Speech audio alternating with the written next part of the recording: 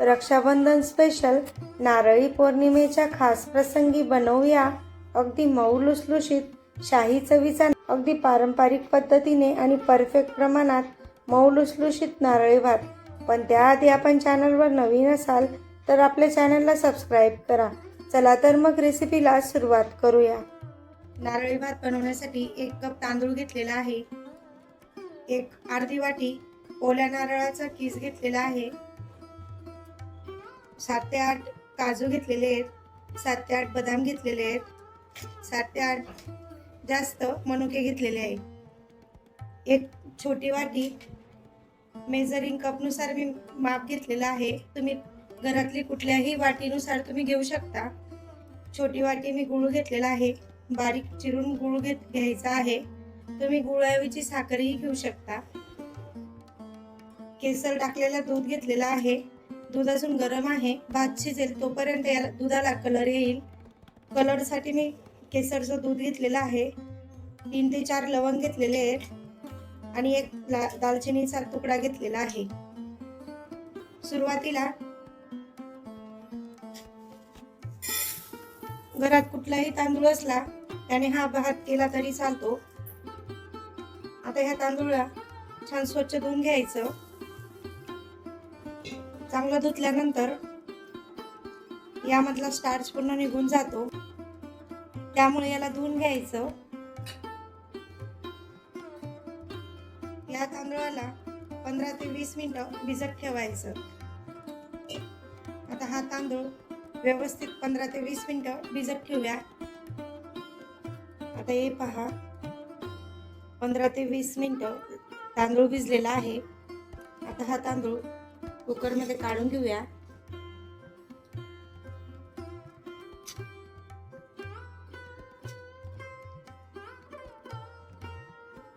आता तांदूळ कुकर मध्ये काढल्यानंतर या कपाच्या साहाय्याने आपण तांदूळ घेतला होता। तुम्ही जर वाटीने घेतला तर 20 मिनिटं तांदूळ भिजल्यानंतर या तांदूळामध्ये 1.5 वाटी पाणी टाकायचं आहे। पाणी जास्त टाकायचं नाही, नाहीतर तांदळाचा पूर्ण गाळ होईल, तांदूळ मोकळा शिजणार नाही।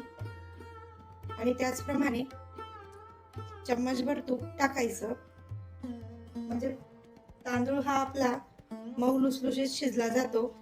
आणि त्याचबरोबर एवढी लिंबाच्या फोडीचा रस टाकायचा।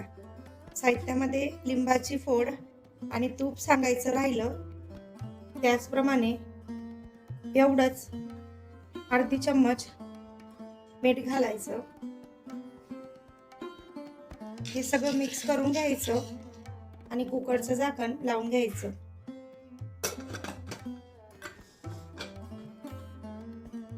भात शिजवून घ्यायचा। हे पहा, भात किती छान शिजलेला आहे। 1 कप आपण तांदूळ घेतला म्हणजेच 1 वाटी, त्यामध्ये 1.5 कप पाणी घातलं म्हणजेच 1.5 वाटी पाणी घालायचं। हे पाहू शकता, छान मऊसूद असा शिजलेला आहे। आता आपण हा भात आधी थंड करून घेऊया।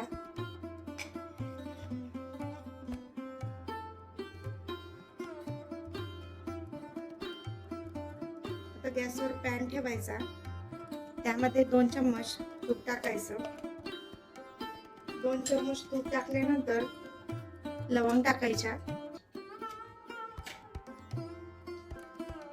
दालचिनी, थोड्या प्रमाणात फ्राय करायचं। नंतर यामध्ये आपण काजू घेतला होता तो टाकूया, बदाम टाकूया। हेही त्याचप्रमाणे तुपामध्ये फ्राय करून घ्यायचे, म्हणजे याचा कच्चापणा निघून जातो। गॅस कमीच ठेवायचा। आता यामध्ये टाकूया मनुके ही तशीच फ्राय करून घ्यायचे, खूपच छान टेस्ट लागते यामुळे। आता यामध्ये टाकायचा ओला नारळाचा कीस, हेही फ्राय करून घ्यायचा।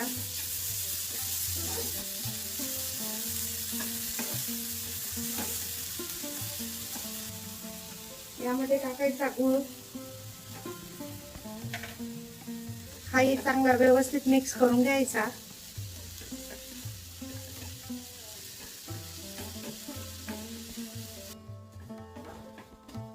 हे पाहू शकता किती छान असं गूळ हा पूर्णपणे विरघळलेला आहे.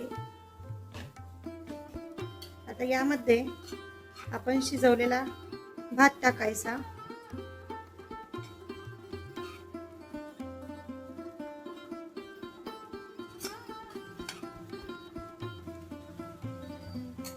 हा भातही तसाच परतून घ्यायचा. गॅस कमीच ठेवायचा.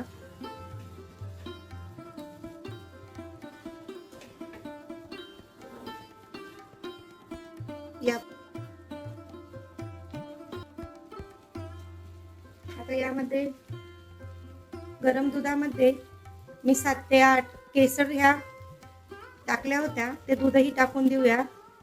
यामुळे काय होतं, त्याला छान पिवळसर कलर येतो.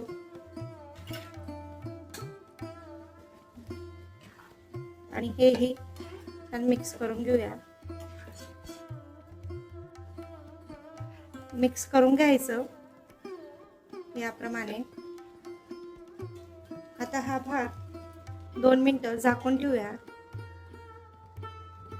हे पहा, आता पाहूया भात किती छान झालेला आहे. आपण यामध्ये साखरही टाकू शकतो. आता आपण गॅस बंद करूया.